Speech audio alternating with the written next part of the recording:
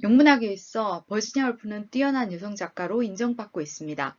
이는 그녀가 수세기 동안 남성들의 점유물이었다고 해도 과언이 아닌 문학의 영역에서 여성의 글쓰기에 대한 토대를 마련했다고 여겨지기 때문입니다. 그녀가 남긴 많은 글들 중에 여성 문학에 관한 그녀의 생각을 보여주는 두 에세이, 자기만의 방과 여성의 전문직을 살펴보도록 하겠습니다.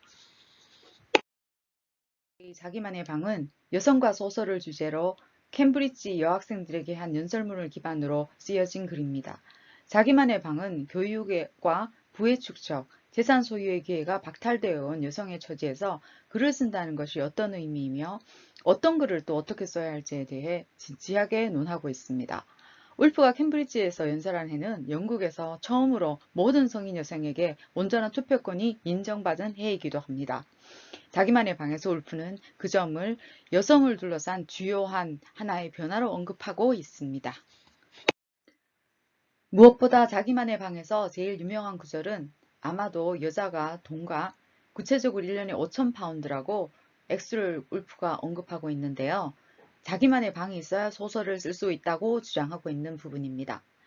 이러한 물질에 대한 의존을 강하게 드러내는 울프의 견해는 어떤 점에선 그녀의 소설들이 표방하는 반리얼리즘 경향과는 상충되어 보입니다.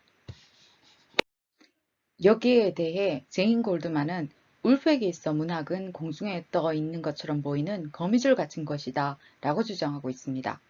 소설이 실제 삶과 완전히 분리된 호구처럼 보이지만 사실은 거미줄처럼 어딘가의 고정을 전제로 하듯이 소설 역시 실제 삶이라는 내 귀퉁이에 단단히 붙어 있다는 것이죠. 자기만의 방, 글의 서두에 울프는 말하고 있습니다. 소설은 실제보다 더 많은 진실을 담고 있다.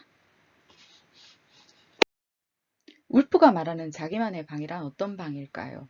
단순히 여성만의 비밀 휴식 공간을 의미하는 것일까요? 아니면 치열함을 가지고 자신의 목소리를 키워가야 하는 그런 작업을 하는 공간을 말함일까요? 울프는 그 공간에서 글을 쓰고자 하는 여성이 맞닥뜨리게 되는 또 다른 도전에 대해 여성의 전문직이라는 수필을 통해 말하고 있습니다.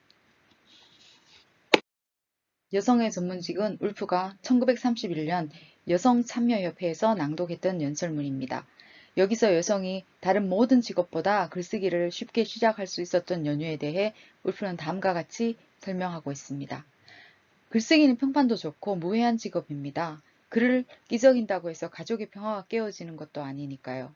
그리고 16펜스가만 있으면 셰익스피어의 모든 희곡을 충분히 쓰고도 남을 만큼 종이를 살 수 있지 않습니까? 그러나 막상 글을 쓰기 위해 앉았을 때 울프는 또 다른 심각한 장애물이 있음을 말합니다. 내가 평론을 쓰기 위해서 어떤 유령과 싸워야 할 필요가 있었다는 것을 알게 되었습니다. 여기서 울프가 말하는 유령이란 오랜 남성 중심의 사회에서 가정의 천사라고 불려진 순종하고 길들여진 여성상입니다. 울프는 말하고 있습니다. 내가 글을 쓰기 시작했을 때 나는 방 안에서 천사의 치맛자락이 스치는 소리를 들었습니다. 그녀는 내 귀에 속삭였죠. 당신은 남자가 쓴 책에 대해 쓰고 있어요. 호의를 베푸세요. 듣기 좋은 말만 해주세요. 기만하세요. 당신이 자신만의 세계를 가지고 있다고 생각하는 사람이 아무도 없게 하세요. 울프는 이 가정의 천사 유령을 죽이지 않고서는 글을 쓸 수 없었다고 말합니다. 그 이유는 생각하는 것을 표현하지 않고는 어떠한 글도 쓸 수 없다는 것을 깨달았기 때문이라고 합니다. 자신만의 방과 여성의 전문직 두 에세이에서 울프는 다른 무엇보다 중요한 것은 여성이 자기 자신이 될 수 있어야 한다고 주장하고 있습니다. 그러면 여성이 자기 자신이 된다는 것은 무슨 의미일까요? 영국 남자들이 대영 제국을 건설하는 동안 영국 여자들은 무엇을 하고 있었을까? 울프는 질문을 던집니다. 16억 2,300만 명의 아이를 낳아 기르고 시키고 17살이 될 때까지 가르치는 게 여자의 일이었습니다. 그러면 여자의 가치는 아이를 낳는 데 있는 것일까요? 울프는 평생 출산과 육아에 시달렸던 여성들이 언제 장사를 해서 돈을 벌었을 것이며 고고학, 인류학, 생물학, 천문학, 수학 같은 학문을 탐구할 수 있었겠느냐고 묻고 있습니다.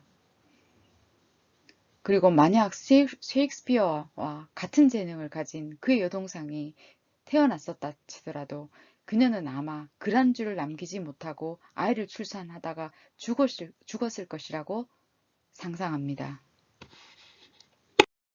울프는 해보지 않았기에 여성들이 무슨 일을 할 수 있을지 알 수 없다고 말합니다. 그리고 설사 여성들이 의사나 변호사나 공무원 같은 전문직을 가질 수 있게 되더라도 여전히 방해하는 장애물과 유령들은 존재할 것이라고 예견합니다.